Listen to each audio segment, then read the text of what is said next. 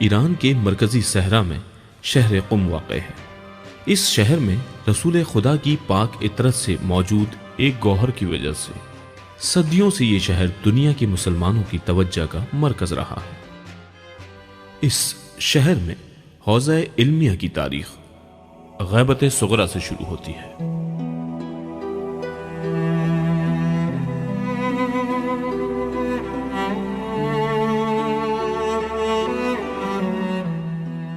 حوزہ علمیہ کی شکوفائی کا جدید دور آیت اللہ عظمی شیخ عبد الکریم حائری کی 1290 ہجری شمسی میں عراق سے قم ہجرت سے شروع ہوتا ہے۔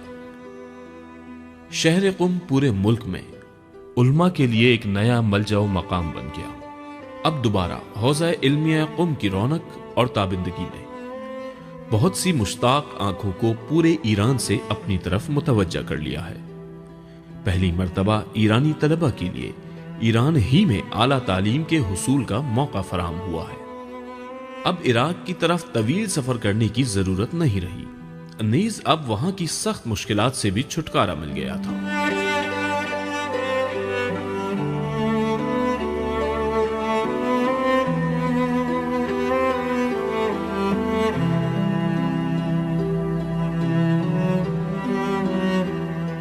سن 1325 میں جب علامہ قم شہر میں رہائش پذیر ہوئے تو حوزہ علمیہ قم ایران میں مضبوط ترین علمی مرکز میں تبدیل ہو گیا۔ ماہر اور عالم علماء کی شہر قم میں موجودگی اور درس و بحث کے اجتماعات نے اس شہر کی رونق اور زینت کو مزید بڑھا دیا۔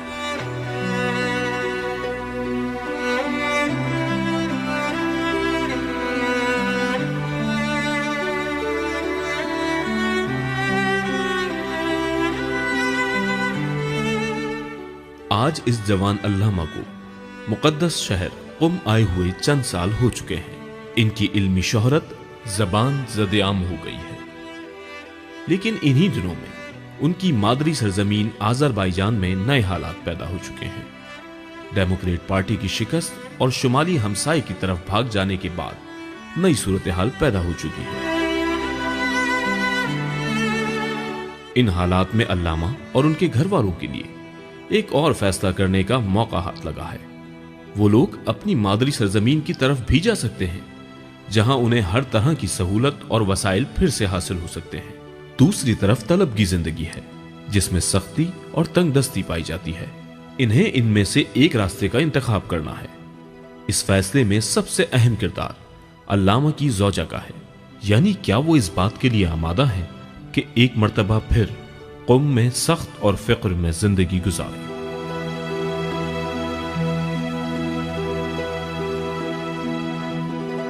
ان کی زندگی کے لیے جس شخصیت کا کردار اور فیصلہ سب سے زیادہ اہمیت رکھتا تھا وہ ان کی زوجہ تھی۔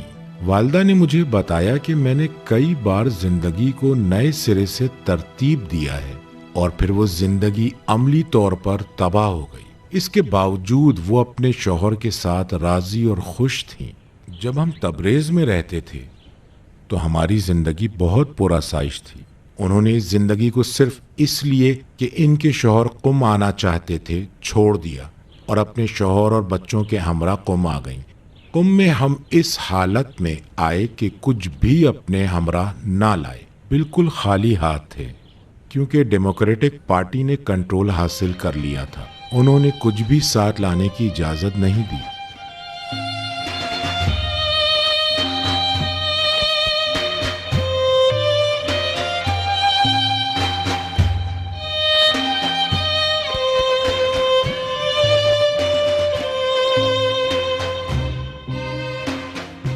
حالیہ آخری دور کے دوران 25 اکتوبر 1917 کو روس کے اندر ایک عظیم انقلاب برپا ہوا، جس کے نتیجے میں اتحاد جماہیر شوروی وجود میں آیا۔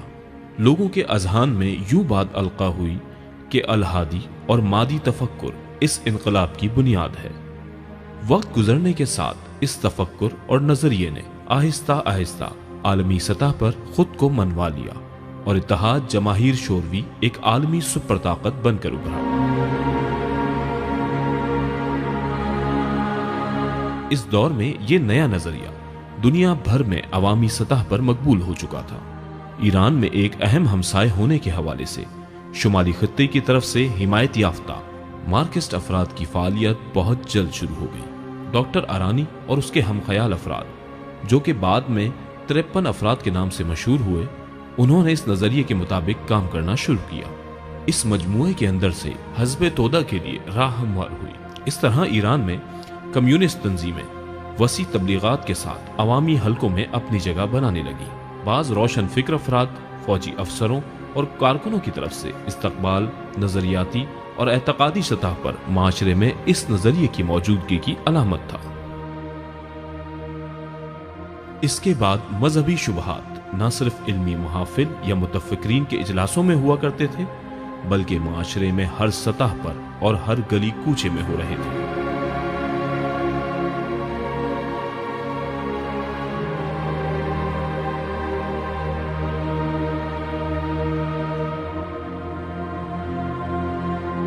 حوزہ علمیہ قم سب سے اہم علمی قطب ہونے کے ناطے ایک عظیم جدالی بحث میں الجھ گیا تھا، لیکن حوزہ میں عام طور پر رسمی علوم ہی پڑھائے جا رہے تھے۔ فقہ و اصولی مباحث ہی حوزہ کے سب سے اہم تعلیمی درس شمار کیے جا رہے تھے۔ اس اعتبار سے جدید پیدا ہونے والے سوالات کا جواب دینے کی خاطر حوزے میں بڑی سطح پر کسی علمی تحریک کی ضرورت محسوس ہو رہی تھی، ایسی تحریک جس کی بنیاد میں گہری عقلی فکر اور فلسفی تفکر موجود ہو۔ ایسے ہنگامے میں جوان حکیم نے علمی کارزار میں قدم رکھا۔ محمد حسین طباطبائی فکر و فلسفے کی تحریک کا پرچم دار بن گیا۔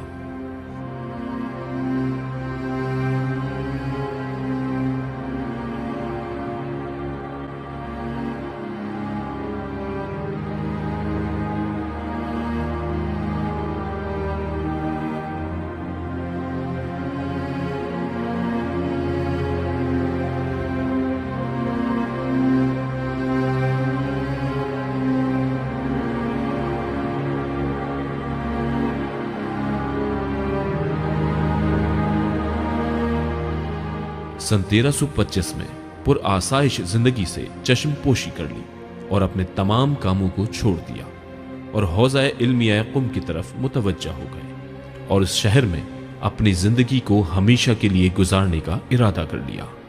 پھر سے علمی مصروفیات کو بھرپور انداز میں شروع کر دیا۔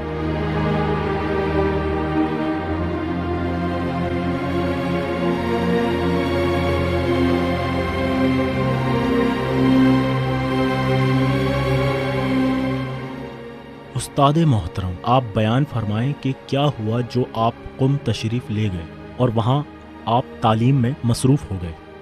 عرض کردم ما نجف که مشرف شدیم 10 سال اونجا 10 سال خورده اونجا توقف داشتیم، بعد مراجعت به ایران کردیم، تبریز اونجا بودیم. اونجا فلسفه رشدی را که در سایر جاها مخصوصا در تهران بود این رشد را نداشت و از این جهت من علاقه‌مند بودم که به هر ترتیب خودمون را به قم برسونیم که در شروع به حساب کماله. حوزہ علمیہ قم کے حوالے سے میں ابھی جناب شیخ سے پہلے کی بات نہیں کرتا کہ جس کی اپنی طویل داستان ہے، لیکن جب سے جناب شیخ عبد الکریم یزدی آل اللہ مقامہ الشریف نے حوزے کو شروع کیا، اس وقت سے علامہ طباطبائی کے زمانے تک یہ ایک فقہاتی حوزہ تھا، یعنی اس حوزے میں صرف، نحو، منطق اور ادبیات تدریس کی جاتی رہی، اور اس کے بعد فقہ و اصول پر زور رہا۔ حوزے کی بنیاد بھی اسی چیز پر ہے، خود جناب شیخ بھی اسی چیز کو بنیاد قرار دیتے ہیں۔ ظاہراً اس لیے کہہ رہا ہوں کہ بعض شواہد اس کے خلاف بھی ہیں، لیکن اس وقت ان سے مطلب نہیں ہے۔ جناب شیخ فلسفے سے زیادہ سروکار نہیں رکھتے تھے، حتیٰ پسند بھی نہیں کرتے تھے۔ بعد از زمانے جناب شیخ علامہ طباطبائی کے زمانے تک چند مرتبہ ایسا ہوا کہ کچھ فلسفی وہاں گئے اور فلسفے کی تدریس شروع کر دی، اسی طرح درس عرفان کی تدریس شروع کر دی۔ جیسے امام خمینی کے استاد مرحوم شاہ آبادی یہ سب مشکلات کا شکار تھے، یعنی بات کو واضح طور پر کھلے عام نہیں کر سکتے تھے۔ جو علماء فقہ و اصول کو زیادہ اہمیت دیتے تھے، ان کی طرف سے ایسے علماء کے لیے بہت سی مشکلات پیدا تھیں۔ اس دور میں علامہ طباطبائی قم میں ہی موجود تھے جب میں طالب علم کے طور پر حوزے میں گیا ہوں۔ وہاں علامہ کا نام مشہور تھا، وہ فلسفے کا درس بھی کہا کرتے تھے۔ جب میں تبریز سے قم آیا، اسلامی معاشرے کی اہم ضروریات اور حوزہ علمیہ قم کی صورتحال کا مطالعہ کیا۔ حوزے کی تعلیمی نصاب میں جس چیز کی سب سے زیادہ کمی تھی وہ تفسیر قرآن اور عقلی بحثیں تھیں۔ اس دور میں مادی شبہات کا رواج تھا اور ان حالات میں فلسفی اور عقلی ابحاث کی اشد ضرورت تھی تاکہ حوزہ اپنی عقیدتی اور فکری بنیادوں کو عقلی دلائل کے ساتھ ثابت کر سکے۔ دوسری طرف علماء کے مابین تفسیر قرآن کا علم ایسا نہ تھا جس پر تحقیق کی جا سکتی تھی۔ تفسیر قرآن کے علم کو سنجیدگی کے ساتھ پڑھنا، فقہ و اصول پڑھنے والوں کی شایع نشان تصور نہ کیا جاتا تھا۔ تفسیر قرآن کا درس دینے والے کے بارے میں یہ تصور کیا جاتا تھا کہ یہ شخص علمی طور پر ضعیف ہے اور اس کی معلومات کم ہیں۔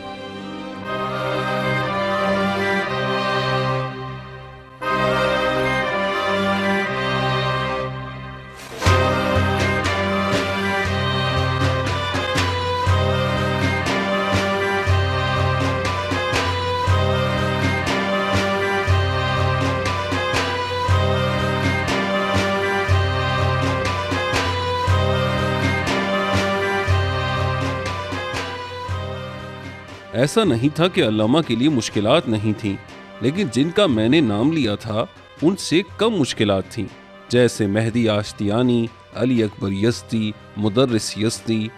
ان کی نسبت کم تر مشکلات سے دوچار تھے۔ یہاں ایک سوال پیدا ہوتا ہے کہ کیوں علامہ کم تر مشکلات میں تھے؟ مشکلات ضرور تھیں لیکن کم تر کیوں؟ اس کی وجہ یہ تھی کہ علامہ طباطبائی صرف فلاسفر نہیں تھے بلکہ فقیہ تھے، اصولی تھے، ادیب تھے، مفسر تھے، عارف تھے، زاہد تھے، اور یہ سب کچھ تھے، اور ان سب عناوین میں کامل تھے اور حقیقی معنی میں فلاسفر بھی تھے۔ لیکن جو چیز ان کی مشکلات کے سامنے ڈھال بنی ہوئی تھی، فقہی تھے لیکن درس فقہ نہیں دیتے تھے۔ ایک توانا اصولی تھے لیکن درس اصول نہیں کہا کرتے تھے۔ میں نے انہیں فقہ و اصول میں دیکھا ہے، بہت مضبوط تھے لیکن فقہ و اصول کا درس نہیں کہتے تھے۔ ہم کہتے تھے کہ اجازت دیں ہم ان اوراق کو چھپا لیں، فقہ و اصول پر علامہ کی تحریر کو۔ ہم جواب میں کہتے ہیں یہ معاملہ مابل کفایہ ہے، یعنی وہ اس بات کو واجب کفائی سمجھتے تھے اور کہتے جو کام اس سے زیادہ اہم ہے وہ کریں۔ وہ چیز جو ان کی حفاظت کے عنوان سے ڈھال تھی وہ یہ تھی کہ علامہ مفسر قرآن تھے۔ المیزان اس دعوے کی دلیل ہے، وہی تفسیر جو آج آپ کے ہاتھوں میں ہے، اور درس تفسیر بھی کہتے تھے۔ طلبہ کے لیے درس تفسیر کہتے تھے، لیکن بعض اوقات عوام بھی اس میں شرکت کرتی تھی۔ اس کے علاوہ وہ تفسیر لکھتے بھی تھے۔ واضح ہے کہ قرآن کی برکت اور تفسیر کا درس ایک مقدس کام ہے، اور اس کام نے علامہ کو تقدس کی ایک چادر اڑا رکھی تھی۔ اس نے ان کی حرمت کو بچا رکھا تھا۔ لوگ کہتے تھے ٹھیک ہے فلسفے کا درس بھی کہتا ہے، لیکن اصل میں وہ مفسر قرآن ہے، لہٰذا ان کا درس تفسیر اور تفسیر کو لکھنا، اس بات نے ان کی بہت مدد کی کہ وہ درس فلسفہ کو ساتھ ساتھ جاری رکھ سکیں۔ کسی کو یقین نہیں آتا تھا کہ علامہ کئی سال تک مسلسل فلسفے کا درس کہتے رہے ہیں، جبکہ ہم دیکھتے ہیں کہ علامہ سے پہلے اور علامہ کے دور میں بہت سے اساتذہ آئے جنہوں نے درس فلسفہ شروع کیا اور بہت جلد ان کے دروس فلسفہ کو لپیٹ دیا گیا۔ علامہ نے اس دور میں فلسفہ کے دروس کو جاری رکھا اور لکھا جب ان مسائل کے بیان کی معاشرے میں اشد ضرورت تھی۔ العالم بصیر با زمانہ، فرض کریں مرحوم علامہ طباطبائی شاہ عباس کے دور میں ہوتے یا شاہ طہماسپ کے دور میں ہوتے یا دوسرے بادشاہوں اور حکمرانوں کے دور میں ہوتے، تو کیا علامہ فلسفہ اور اصول ریالسم لکھتے یا کوئی اور کام کرتے؟ بالآخر عالم دین اپنے زمانے اور معاشرے کی ضرورت کے مطابق اپنے علم کا اظہار کرتا ہے۔ ہمارے دور کی مشکل آپ فرض کریں کہ معرفت شناسی ہے۔ انہوں نے دیکھا جب ملک میں ہر طرف مارکس ازم کی بحثیں ہو رہی تھیں، ایسی موج آئی کہ عرفان وغیرہ کے مسائل پیچھے رہ گئے۔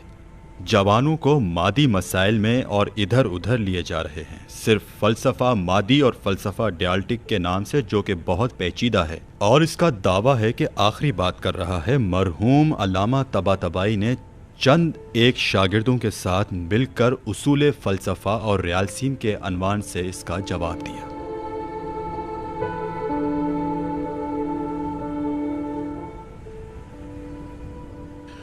اس درس کے لیے سب سے پہلی جگہ جس کا انتخاب کیا گیا وہ مدرسہ حجتیہ تھا۔ کوئی نہ تھا سوائے 3 طالب علموں کے۔ جہاں تک مجھے یاد ہے کہ وہ صرف ہم 3 افراد کے لیے درس کہنے آیا کرتے تھے۔ لوگوں کا جمع غفیر نہ تھا، پھر بھی وہ صرف 3 افراد کو درس کہنے آتے تھے۔ ہم 3 افراد نے مدرسہ حجتیہ میں ان کے پاس درس پڑھنا شروع کیا۔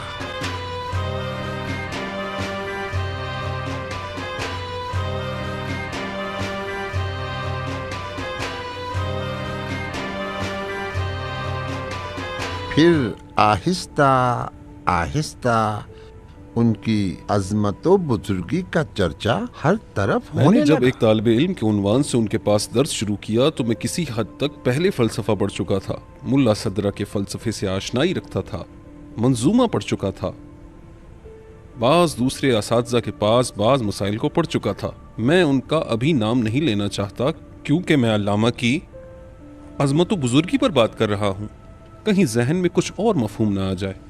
میں ان کی خدمت میں پہنچا اور میں نے انہیں درک کیا۔ علامہ ظاہری طور پر زیادہ خوش بیان نہ تھے، خطابت کے جوہر نہیں رکھتے تھے، بس آہستہ آہستہ بات کرتے تھے، لیکن ایسے بدیع اور جدید نکات کی طرف اشارہ کرتے تھے کہ میرا خیال ہے آج تک کسی نے بیان نہیں کیے۔ اگر علامہ بیان نہ کرتے تو شاید ممکن تھا کہ کبھی انسان کے ذہن میں ایسی بات نہ آتی۔ ایسے بدیع اور ظریف نکات کی طرف متوجہ کیا کرتے تھے کہ میں نے جب پہلے دن ایک نکتے کو سنا تو میں ان کی ذات میں مجذوب ہو گیا۔ میں نے جو ان کے حضور نکتہ سنا میں نے آج تک کسی کتاب میں نہیں دیکھا۔ وہ کہتے تھے میں بھی دیگر افراد کی مانند ایک کتاب توضیح المسائل لکھوں، حاشیہ لکھ دوں۔ یقیناً وہ بہت اچھا لکھ سکتے تھے۔ کہتے تھے کہ پھر چند ایک مقلدین تلاش کر لوں اور پھر اسی پر اکتفا کر لوں۔ لیکن آج میں جو دیکھ رہا ہوں کہ جو کوئی بھی تہران سے آتا ہے سوالات سے بھرے تھیلے اٹھائے ہوئے ہوتا ہے، کوئی نہیں جو ان سوالات و اعتراضات کا جواب دے۔ ہر کسی کے بس کی بات نہیں کہ ان سوالات کا جواب دے سکے۔ جب میں 1336 میں آیا، اس قدر زیادہ افراد اس درس میں شریک تھے کہ استاد کی آواز آخر تک نہیں آتی تھی۔ شاید 100 سے زیادہ افراد ہوتے تھے۔ اس دور میں اسپیکر وغیرہ کا انتظام نہیں ہوا کرتا تھا۔ کچھ لوگ پہلے ہی آگے آ کر بیٹھ جاتے تھے کیونکہ پیچھے تک آواز نہیں آتی تھی۔ مرحوم آقائے بروجردی نے پیغام دیا کہ میں نے سنا ہے کہ یہ درس حکمت جو آپ کہہ رہے ہیں اور لوگوں کی کثیر تعداد اس میں شرکت کر رہی ہے، یہ معلوم نہیں ہے کہ یہ سب اس صلاحیت کو رکھتے بھی ہیں یا نہیں۔ ہم خود جب اصفہان میں حکمت پڑھا کرتے تھے، صبح اذان یا طلوع آفتاب سے پہلے مرحوم جہانگیر کی خدمت میں جایا کرتے تھے۔ ایک محدود تعداد تھی، حقیقت میں انتخاب شدہ افراد ہوا کرتے تھے اور وہ انتخاب شدہ افراد کو ہی آنے کی اجازت دیا کرتے تھے، لیکن اس طرح کے افراد کا جمع غفیر اکٹھا ہو جائے، اس میں معلوم نہیں کہ یہ سب تحمل کر سکتے ہیں یا نہیں، کہیں یہ ان کی گمراہی کا سبب نہ بن جائے۔ وہ جایا کرتے تھے، چیک کرتے تھے، مرحوم بروجردی خالی ذہن جاتے اور دیکھا کرتے تھے، کہیں درس عرفان ہے تو کہیں درس تصوف یا ملا صدرہ وغیرہ کا درس ہے، یا وہ جو لوگ باتیں کرتے تھے۔ مرحوم علامہ طباطبائی نے کہا، میں نے اپنا یہ فرض جانا ہے کہ اس زمانے میں فلسفہ کی ضرورت ہے۔ میرا نظریہ اور میری رائے یہ ہے، لیکن اگر آپ حکم دیں تو میں بالکل درس ختم کر دوں گا۔ بہرحال انہوں نے ایک مدت کے لیے درس کو روک دیا، کیونکہ آقائے بروجردی نے حکم دیا تھا کہ درس روک دو۔ انہوں نے بھی روک دیا۔ اب اس کے بعد داستان طویل ہے، اگر میں کہوں گا تو بہت وقت صرف ہو جائے گا۔ بہرحال کچھ طالب علم، جن میں سے کچھ تہران کی اہم شخصیات کے بیٹے تھے، اپنے والدین کی طرف سے اثر و نفوذ رکھتے تھے۔ یہ لوگ تہران آئے اور جناب بہبہانی وغیرہ کے ذریعے سفارش کروائی۔ جناب آقائے فلسفی آئے اور آیت اللہ بروجردی کی خدمت میں گئے۔ اس دور میں کمیونسٹ لوگ بہت متحرک تھے اور کمیونسٹی کتابیں بڑی مقدار میں شائع ہو رہی تھیں۔ آقائے فلسفی بہت زیرک اور فصیح و بلیغ تھے، جانتے تھے کہ کیا کریں۔ انہوں نے ان میں سے بعض کتابیں آقائے بروجردی کے سامنے رکھ دیں۔ آیت اللہ بروجردی نے پوچھا، یہ کیا ہے؟ انہوں نے کہا، یہ مادی نظریات پر مبنی کفر و الحاد کی کتابیں ہیں جو متواتر شائع ہو رہی ہیں۔ آیت اللہ بروجردی نے پوچھا، تو ہم کیا کریں؟ تمہارا مطلب کیا ہے؟ انہوں نے کہا کہ یہاں ایک درس الحیات ہو، فلسفے پر ایک درس ہو جو ان کے اثرات کو زائل کر سکے۔ یوں انہوں نے آیت اللہ بروجردی کو قائل کر لیا۔ آیت اللہ بروجردی بھی ضد کرنے والے نہیں تھے، انہوں نے بات مان لی اور کہا، اچھا ٹھیک ہے، انہیں کہیں کہ اسفار کا درس نہ کہیں بلکہ کتاب شفا کا درس شروع کریں۔ پھر انہوں نے درس اسفار کو روک دیا، اس کی جگہ درس شفا شروع کر دیا، شفائے ابن سینا۔ میں بھی ان کے درس شفا میں شرکت کیا کرتا تھا۔ یہ میری خوش بختی تھی کہ میں نے علامہ کے پاس شفا بھی پڑھی ہے، اگر ایسا نہ ہوتا تو شاید علامہ صرف اسفار تک ہی اکتفا کر لیتے۔ عام طور پر فلسفے کو انتزاعی کلی ابحاث سمجھتے ہیں، لیکن کیا ہم معاشراتی مسائل کو حل کرنے میں فلسفے سے کام لے سکتے ہیں؟ از فلسفه به معنای خاص خودش نمیتوان این توقع را داشت.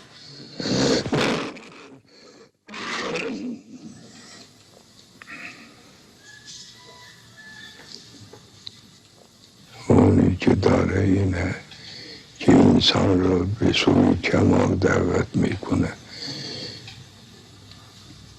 و کمالی که اسلام در نهاد خودش داره، این کمال کمالی است که دنیا را تأمین میکنه و اشخاص را تربیت میکنه و با تربیتش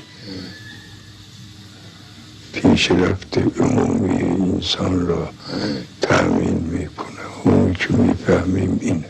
آقائے طباطبائی نے کئی عظیم شاگردوں کی تربیت کی، جیسے شہید مطہری۔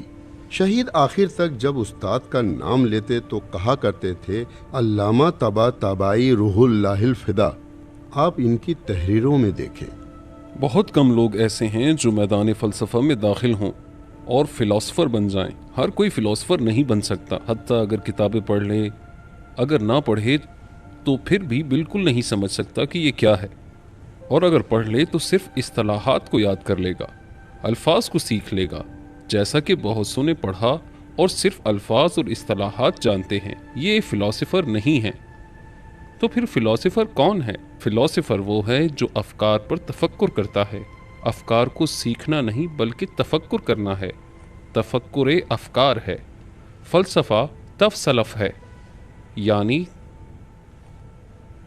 تفکر کی صلاحیت، افکار کو سیکھنا اور حفظ کرنا نہیں. فلاسفر جو کام عملی طور پر کرتا ہے شاید آپ کے لیے وہ نہ کرے، لیکن اگر فلاسفر نہ ہوتے تو مجھے نہیں معلوم اس دنیا کو کیا کہا جاتا، اس دنیا کا کیا نام ہوتا. دنیا ایک وحشت ناک سطحی پن میں مبتلا ہو جاتی. فلاسفر ظاہر نہیں ہیں، لیکن تاریخ انہی کی فکر کے مدار پر چل رہی ہے. ساری تاریخ اور تاریخ کے معنی انہی کی فکر پر قائم ہیں. علامہ طباطبائی صحیح معنی میں فلاسفر تھے. میں چاہتا ہوں یہاں فرصت سے استفادہ کروں اور بتاؤں کہ علامہ طباطبائی بہت سے فلاسفر سے آگے ہیں، حتیٰ مسلمان فلاسفر سے بھی، جو اسفار کی تدریس بھی کرتے ہیں. گزشتہ ادوار میں یا موجودہ دور میں بھی ہو سکتا ہے کچھ لوگ اسفار کا درس دیں، کیونکہ وہ اصطلاحات کو جانتے ہیں. یہ کافی نہیں ہے. علامہ طباطبائی تخلیقی قوت رکھتے تھے اور بالکل ہر چیز کو الگ سوچ سکتے تھے. تازہ سخنور تھے اور بدیع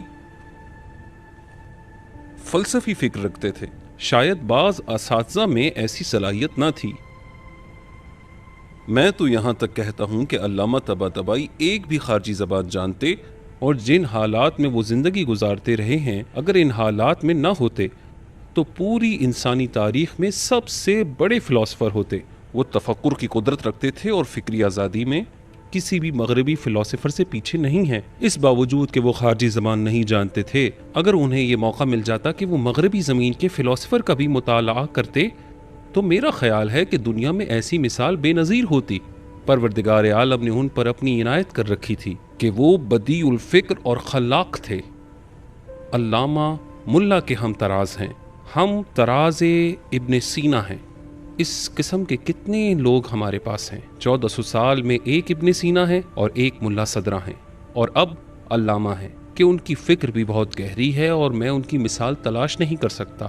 آج تک علامہ طباطبائی سے زیادہ آزاد فکر شخص میں نے نہیں دیکھا.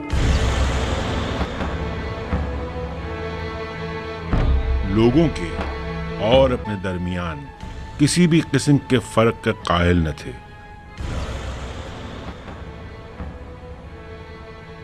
مجھے آج تک یہ بات اچھی طرح یاد ہے کہ میں نے کبھی بھی انہیں نیا لباس پہنے ہوئے نہیں دیکھا.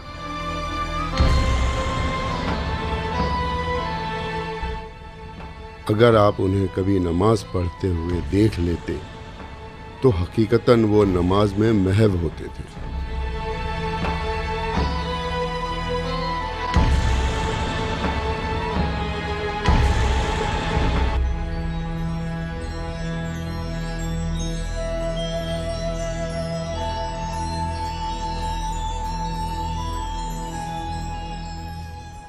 ہم دعا کرتے ہیں کہ پروردگار عالم انہیں ان کے اجداد و طاہرین کے ساتھ محشور فرمائے اور مرحوم کو جنت میں اعلیٰ ترین مقام عطا فرمائے.